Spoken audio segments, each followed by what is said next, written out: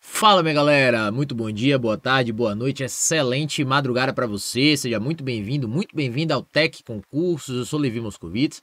Vamos trabalhar, galera, aulão de hoje, aplicação em dosimetria da pena, sinceramente, um dos tópicos da teoria da pena que eu sou mais apaixonado, que está intrinsecamente vinculada à minha atividade do dia a dia e que eu preciso trazer para você com todo amor, com toda paixão e te dizer que é um tema simples. Muitas vezes as pessoas, elas acabam desenvolvendo um receio, desenvolvendo um medo, um melindre em relação à dosimetria da pena quando não deve ter. Por quê? Porque observe, pessoal, que o Código Penal seguirá uma regra muito bem definida.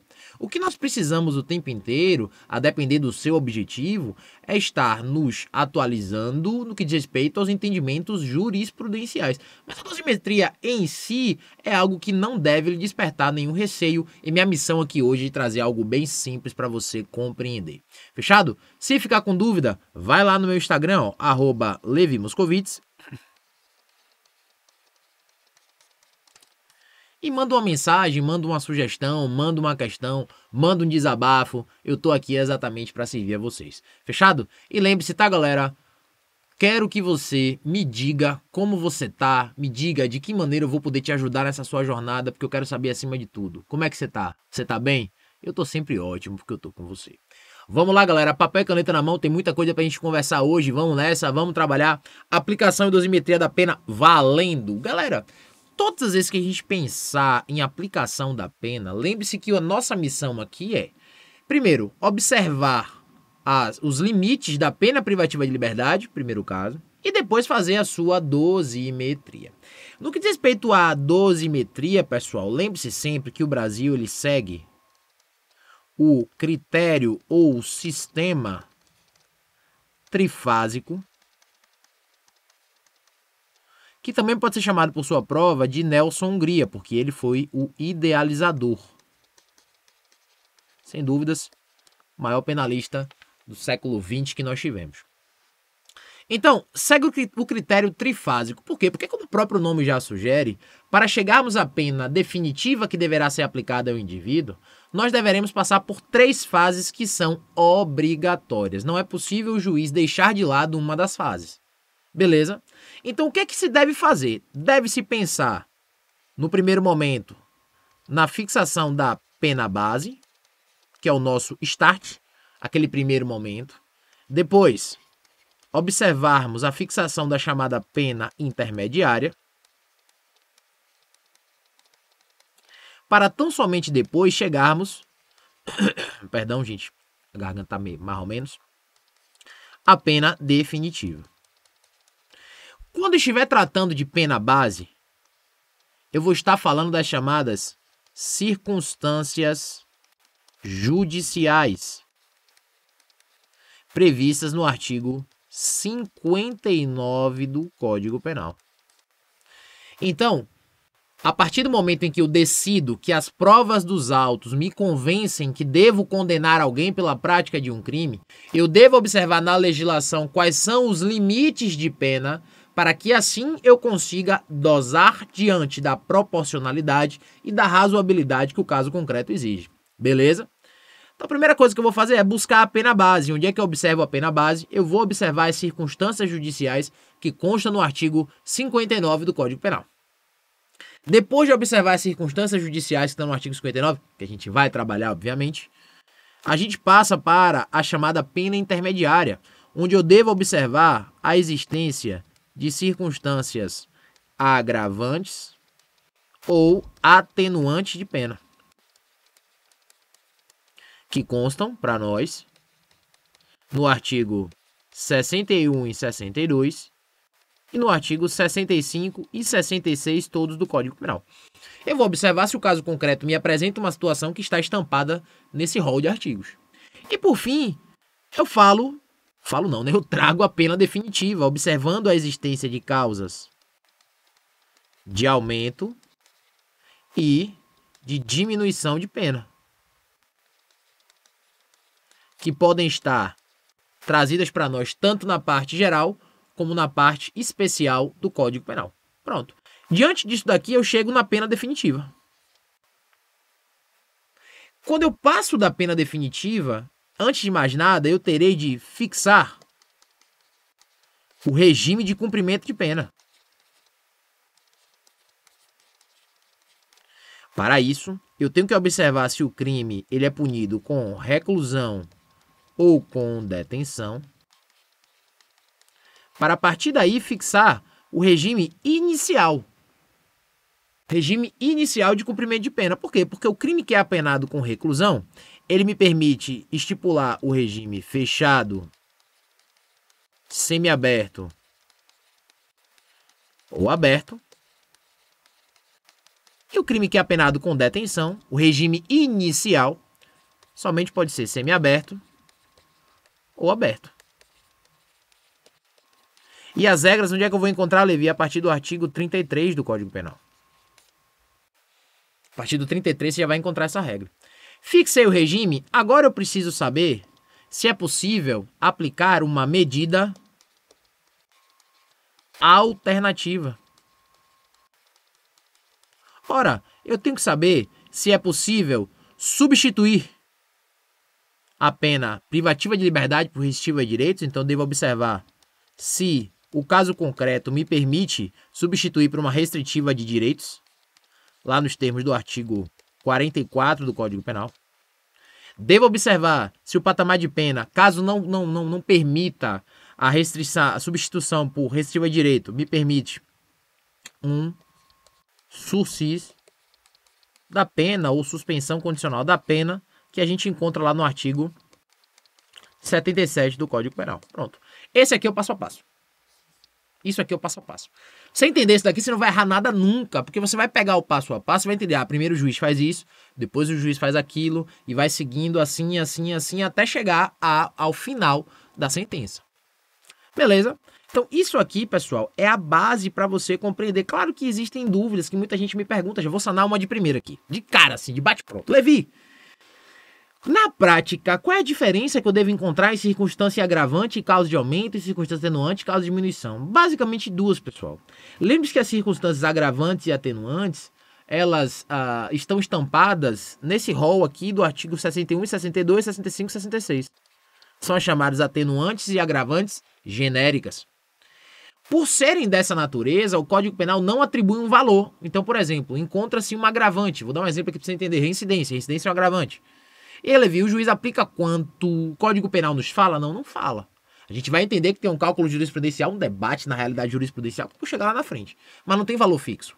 Enquanto que as causas de aumento e diminuição, pessoal, elas estão espalhadas pela parte geral, parte especial do Código Penal e legislação extravagante.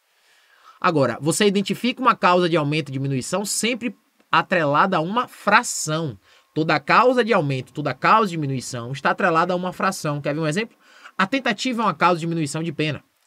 O parágrafo único do artigo 14 do Código Penal nos diz que, em caso de tentativa, a pena será diminuída de 1/3 a 2/3.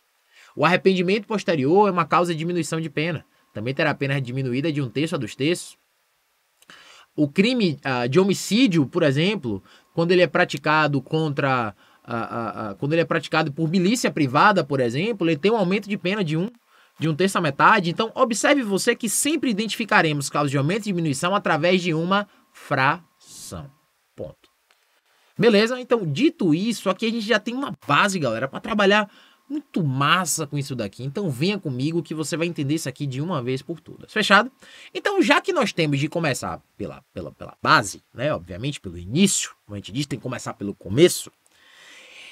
Precisamos, acima de tudo, começar com a primeira fase da aplicação da pena, né? Efetivamente, que é aquilo que está no artigo 59 do Código Penal. Às vezes as pessoas me perguntam assim, Levi, qualificadora, ela está na terceira fase da dosimetria da pena, ou seja, está lá no que diz respeito às causas de aumento e diminuição? Não, pessoal. As qualificadoras, elas, obviamente, estarão antes mesmo da terceira fase, estando aqui na primeira. Por quê? Porque a qualificadora, ele é como se chama de um adendo, um modal, é algo que vai alterar. Então, quando ele altera a pena também. Por exemplo, homicídio simples, 6/20, homicídio qualificado, 12/30. Então, observe que quando eu já chego para dosar a pena base, eu já chego com 12/30 porque eu sei que é homicídio qualificado e altera a pena. Então, galera, outra dúvida que muita gente tem, Levi, qual é a diferença entre qualificador e causa de aumento? Lembre-se, qualificadora vai alterar a pena. Eu vou ter uma pena originária e vou alterar uma pena para algo sempre mais grave. Causa de aumento, eu vou pegar uma fração, como você acabou de ver comigo, e colocar junto com a pena originária. Não erra nunca mais. E aí, o que é que o artigo 59? Aquele destinado às chamadas circunstâncias judiciais. Vai dizer para nós, ora, o juiz, atendendo a culpabilidade, antecedentes, conduta social, personalidade do agente, aos motivos, às circunstâncias e consequências do crime, bem como ao comportamento da vítima, estabelecerá conforme seja necessário o suficiente para a reprovação e prevenção do crime. Observe você. O que essa primeira parte, que essa primeira fase da dosimetria da pena quer dizer? Olha, você vai pegar um crime, preste atenção, você vai pegar um crime, e você vai observar se o caso concreto te apresenta algo que você precise valorar. Algo que você precise levar em consideração para fim da dosimetria, sempre partindo do mínimo em prol do máximo. Então observe você. Eu percebo, não vou explicar, tá? Porque eu vou explicar daqui a pouquinho, mas eu percebo que eu estou diante de um crime de roubo, e eu percebo que existe uma culpabilidade diferente, o sujeito tem antecedentes e os motivos do crime, eles foram exacerbados. Por exemplo, tá, gente? Só para vocês entenderem. Aí eu digo, ok, eu vou pegar a pena do crime de roubo, 4/10, presta atenção, e vou levar em consideração essas 3 circunstâncias judiciais para fixar a pena base. Então o que é que eu faço? Digo, velho, eu vou levar em consideração isso, isso e isso, e vou fixar a pena base um pouco acima do mínimo legal. Então eu digo, olha, cálculo grosseiro, tá, pessoal? Levei em consideração essas 3 circunstâncias judiciais e a dosimetria da pena base se inicia com 5 anos. Rápido, rasteiro e caceteiro para você entender. Rápido, rasteiro e caceteiro para você entender. 2 considerações que eu quero falar. Levi, primeiro, você me disse que não tem descrição legal no que diz respeito ao quantum de pena, que eu devo aumentar. Porque não tem mesmo, não tem. O que é que se leva em consideração? Pronto. A doutrina nos diz, presta atenção, tá, galera? Tá aqui, quanto? A doutrina nos diz que cada circunstância judicial levada em consideração deve provocar um aumento de 1/8 da pena. Enquanto que a jurisprudência encampada mormente pelo STJ, então vou botar aqui doutrina, e a jurisprudência do STJ diz que você deve levar em consideração em 1/6 da pena.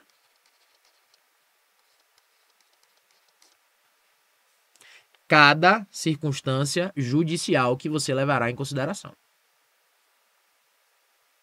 Beleza? Fechado? Ó, tá aqui. Então, se eu levo em consideração 3 circunstâncias judiciais, 1/6 3 vezes. Tranquilo, gente? Só para você entender onde é que eu quero chegar. Ainda nem expliquei cada uma, mas eu quero muito que você entenda onde é que eu quero chegar.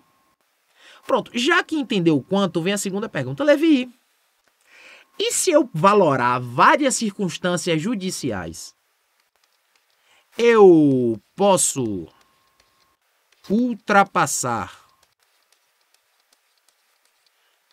o máximo de pena? Essa é uma boa pergunta. Levi, nesse exemplo aqui de 4/10, eu fui aplicando, cheguei a 10 e tem mais uma circunstância judicial. Eu posso ultrapassar o máximo de pena? Resposta: não, pessoal. Não, anota aí, deixa bem claro em suas anotações. Na fixação da pena base, o juiz, ele está limitado ao mínimo e máximo de pena, não podendo diminuir aquém do mínimo, nem aumentar além do máximo. Considerações importantes, viu, pessoal? Muito antes para você entender o que cada um funciona, porque isso aí é mais específico, eu vou lhe falando no bate-pronto. Mas aqui eu quero que você entenda a lógica que está na cabeça do magistrado. Beleza? Bom, dito isso, Vamos trabalhar então com as hipóteses em específico que são trazidas para nós no artigo 59. Cada uma dessas aqui, pessoal, representa uma circunstância judicial que pode ser levada em consideração pelo magistrado para fins de aumentar a pena do indivíduo. Bora lá? Primeira delas é a culpabilidade. Observe que essa culpabilidade aqui, pessoal, não é a culpabilidade substrato do crime. Não é aquilo que a gente diz, o crime é um fato típico, ilícito, culpável. A culpabilidade é elemento do crime. É isso? Não. Aquilo ali para fins de configuração do crime. A culpabilidade que eu me refiro aqui, pessoal, é um juízo de maior reprovação sobre a conduta do indivíduo. É um juízo de maior reprovação. Porque, observe, a culpabilidade é inerente ao tipo penal, nem mexo. Não é inerente ao tipo penal, só há crime se houver culpabilidade. A culpabilidade daqui nada mais é do que observar no processo, nas provas, se o indivíduo pratica o crime e esse crime ele me traz uma reprovabilidade maior do que a normal. Exemplo, matar alguém já é algo extremamente reprovável. Concorda comigo? Matar alguém é algo extremamente reprovável. Mas matar alguém, observe bem, mas matar alguém simplesmente pelo fato de que você efetivamente não tinha uma boa relação, isso aí ultrapassa o patamar de culpabilidade natural, inerente ao próprio tipo. Então, assim, eu só estou lhe dando alguns exemplos para entender o que é que passa do normal. Né? O que é que passa do normal. Então, galera, essa é a primeira coisa. Lembre-se, a culpabilidade, para ela ser valorada, ela precisa extrapolar o tipo, ou seja, ela precisa apresentar mais. Não é dizer, isso é reprovável. Não, não é assim, pô. Não é assim. Não é dizer simplesmente que é reprovável. Reprovável é mesmo que é um crime. Agora, para que eu valore esse ponto da culpabilidade, precisa apresentar mais. Dizer, olha, isso aqui já é reprovável, mas além disso, ele fez isso e isso. Pronto. Fechado? Primeira parte. Segunda parte das circunstâncias judiciais, antecedentes. Eu quero verificar se o sujeito tem antecedentes. Primeira coisa que eu quero te mostrar. Gente, antecedente não é passagem pela polícia. Isso não é antecedente. Antecedente não é inquérito policial nem ação penal em curso. Isso quem nos diz é a súmula 444 da STJ. Diz assim, amiguinho, você não pode levar em consideração os inquéritos policiais e ações penais que o indivíduo responde como forma de valorar os antecedentes negativamente. Porque, lembre-se que ninguém pode ser considerado culpado sem um trânsito julgado de uma sentença penal condenatória, ponto. Acabou, antes disso todo mundo é inocente. Então você não pode levar em consideração isso. Partindo-se dessa premissa, você vai me perguntar, Levi, tudo bem. Se os inquéritos policiais não podem ser valorados como maus antecedentes, se as ações penais não podem ser valoradas como maus antecedentes, que zorra pode ser valorado como mau antecedente? Aí você vai entender comigo o seguinte, ó galera, mau antecedente, presta atenção, vai estar basicamente em duas situações. Primeiro, condenações transitadas em julgado após o período depurador ou, fique tranquilo que eu vou lhe explicar, condenações por crime militar próprio ou político. Primeiro lugar, condenação transitada em julgado. Levi, condenação transitada em julgado não seria reincidência? Mas você não pode ser reincidente para sempre. O Código Penal lhe diz que quando você tem uma sentença transitada em julgado, há o chamado período depurador. Levi, de quanto tempo esse período depurador? 5 anos. 5 anos, galera. 5 anos contados ou do cumprimento da pena ou da extinção da pena. Extinção da pena. E aí, pessoal, após o prazo apto para fins de reconhecimento de reincidência, surge a possibilidade de reconhecimento de maus antecedentes. Ponto. E o segundo, pessoal, crime militar próprio e crime político. Por quê? Porque crime militar próprio e crime político não geram reincidência, mas geram maus antecedentes. Então, galera, fecha o raciocínio comigo. Antecedente não é inquérito policial, ação penal. O sujeito ele foi condenado quando ele era adolescente por um ato infracional. Não me interessa, isso não é mau antecedente. Mau antecedente é isso daqui que eu acabei de dizer. Condenação transitada e julgada após o período depurador de 5 anos.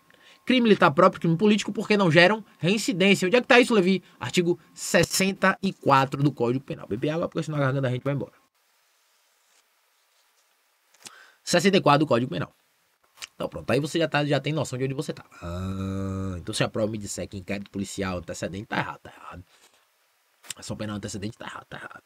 E a súmula 636 vai dizer assim, amigão, bora comprovar esses antecedentes aí, tá? Bora comprovar esses antecedentes aí mediante certidão cartorária ou jurisprudência hoje já admite informações de site de tribunal. Sim, site de tribunal, você faz uma busca lá e percebe, né, que o indivíduo já teve condenações, ou seja, não é necessário que efetivamente o cartório diga lá que fulano de tal respondeu ação penal, blá, blá, blá, porque isso aí é uma burocracia sem tamanho. Então, a jurisprudência hoje já admite que seja feito através do sítio dos próprios tribunais, né? Você entra lá no tribunal, busca o nome da pessoa, os dados da pessoa e vê o que é que existe lá. Fechado? Beleza. Segundo passo. Vou até fazendo assim para ficar mais bonito. Terceiro passo, conduta social. Aqui, pessoal, basicamente a gente vai averiguar como é a conduta do indivíduo em face da sociedade. Eu quero saber quem é ele no meio social, se ele é um cara respeitado, se ele é um cara temido, se ele é um cara legal com as pessoas, se ele ajuda uma velhinha a atravessar a rua, se ele resgata gato na árvore. Eu quero saber disso. Aí você vai me dizer, Levi, que brincadeira é essa? Não é brincadeira, gente. Eu quero saber quem é o cara no meio social. Para fins de saber, né, para fins de aplicar aquilo que eu ouvi meu pai me dizer várias vezes em casa. Meu pai dizia assim, meu filho, eu tenho que lhe educar, porque se eu não lhe educar, quem vai lhe educar é a polícia. Pronto, é a conduta social. Dizia assim, então você não foi educado em casa, é a polícia que vai lhe educar. A conduta social quer trazer exatamente isso, galera. E aqui entra em importância, em relevância. Aí tema de processo penal, viu, galera? Vale a pena, hein? As chamadas testemunhas de beatificação. Que testemunhas são essas? São testemunhas que... Perdão, gente. São testemunhas que não viram fato. Não viu. Mas tá lá pra falar da conduta social. Pô, é um cara gente boa, não sei nada que desabone a conduta dele. É um cara brother, ajuda a velhinha a atravessar a rua, resgata gato de árvore. É um cara gente boa. Cerveja da gente termina, ele vai buscar, paga... Enfim. Tô trazendo isso pra você porque a testemunha de beatificação, tema de processo penal, é uma testemunha que não conhece dos fatos, mas, perdão, pode depor acerca da conduta social do agente. Fechado? Personalidade. Aqui, pessoal, aqui existe uma certa celeuma, porque personalidade nada mais é do que o traço psíquico do indivíduo. Traço psíquico do indivíduo. Aqui eu quero basicamente saber se ele é serial killer. Não, tô brincando. Eu quero basicamente saber, galera, se existem traços patológicos que indiquem que a personalidade dele é voltada à prática criminosa. A doutrina que entenda que para fins de verificação da personalidade exige-se um exame técnico. Entretanto, também há entendimentos jurisprudenciais, normalmente do STJ, no sentido de que é possível ao juiz verificar, mediante a prova dos autos, se a personalidade do indivíduo é destinada à prática delitiva. Particularmente, eu me filio à corrente doutrinária que exige exame técnico, porque o juiz, ele não é um conhecedor das ciências médicas. Se é um traço psíquico, eu posso observar a olho nu o que acontece. Então, precisaria de um laudo técnico para fins de efetivamente valorar essa circunstância. Mas existe esse debate tanto na doutrina como na jurisprudência. Beleza? Cortar aqui também. Motivos do crime. Bom, pessoal, quando eu falar motivos do crime, eu quero levar em consideração, acima de tudo, qual foi a motivação que levou o sujeito a fazer aquilo. Agora, observe, gente, que motivo do crime, efetivamente, pode estar numa condição de ser valorado numa circunstância judicial, pode ser levado em consideração para ser valorado como uma qualificadora a depender do crime e pode ser valorado como uma circunstância agravante a depender do fato. Onde é que eu tô querendo chegar? Lembre-se, se você valora em um lugar, você não pode valorar no outro. Vou lhe dar um exemplo. O sujeito está sendo dosada a pena dele para homicídio qualificado pelo motivo torpe. Você já qualificou o crime pelo motivo torpe. Você não pode aqui, de novo, valorar pela motivação torpe. Senão ocorre o chamado bis in idem. Beleza? Toma só cuidado com isso. Próximo, circunstâncias do crime. Aqui, pessoal, você vai levar em consideração o chamado modus operandi do indivíduo. Aqui você vai levar em consideração o chamado modus operandi do indivíduo. Como é que o crime se deu? Né? De que maneira ele atua? De que maneira ele traz para o mundo a prática delitiva dele? Tá? Lembrando, se você leva em consideração o modus operandi para fins de qualificar ou aumentar a pena, você não vai poder levar aqui. Por exemplo, Levi, o crime de furto foi praticado durante o repouso noturno. Mas repouso noturno é uma causa de aumento de pena do furto. Aí você não pode valorar aqui e valorar lá. Levi, ele se valeu de destreza para fins de praticar o crime de furto. Mas destreza é uma hipótese que faz o furto ser qualificado. Então, se você qualifica o furto, você não pode trazer aqui. Beleza? Tem que ter só cuidado com isso. Consequências do crime. Aqui você vai observar quais foram as consequências vinculadas ao resultado criminoso. Imagine aí, por exemplo, que você tem um delito de que o indivíduo quis praticar o crime de incêndio. Vou dar um exemplo. Quis praticar um crime de incêndio, ele quis colocar fogo num galpão, certo? E, sem saber, ele acabou provocando tanta fumaça que a redondeza inteira teve crise respiratória e teve de ser hospitalizada. Observe, pessoal, que a consequência do crime aqui é mais grave do que a normal, mais grave do que aquela que é intrínseca ao tipo penal. Então, nesse caso, nós vamos valorar as consequências do crime, por quê? Porque o resultado do delito foi maior, foi superior no que diz respeito é aquilo que a gente esperava dentro do próprio crime. E o comportamento da vítima, pessoal, lembre-se que o comportamento da vítima, ele só pode ser valorado em favor do réu ou uma circunstância neutra. Por que, Levi? Porque aqui, lembre-se, é sempre bom dizer que o direito penal não admite compensação de culpas. Presta atenção. Direito penal não admite compensação de culpas. O que é que eu estou querendo dizer para você? Direito penal, pessoal, não vai admitir que você diz, você está errado, eu estou errado também, então deixa elas por elas. Não dá para fazer isso no direito penal. Agora, o comportamento da vítima pode efetivamente figurar para atenuar a dosimetria da pena. Eu digo atenuar, não como circunstância atenuante, tá, galera? Atenuar para fins de diminuir mesmo. Diminuir a dosimetria da pena. Fechado? Mas o comportamento da vítima, lembre-se, o comportamento da vítima efetivamente ou é favorável ao réu ou é de forma neutra. Por exemplo, a vítima não contribuiu com o fato. Bom, se ela não contribuiu com o fato, eu também não vou valorar. Tá tudo certo.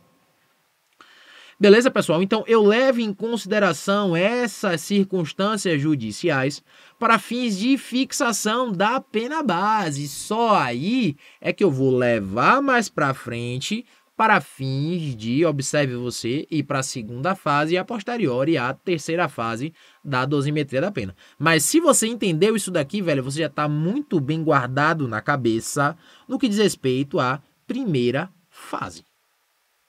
Acredite no que eu estou lhe dizendo. Muita gente ainda tem muita dúvida sobre o que é verdadeiramente primeira fase da dosimetria da pena, mas agora você já sabe. Valorou?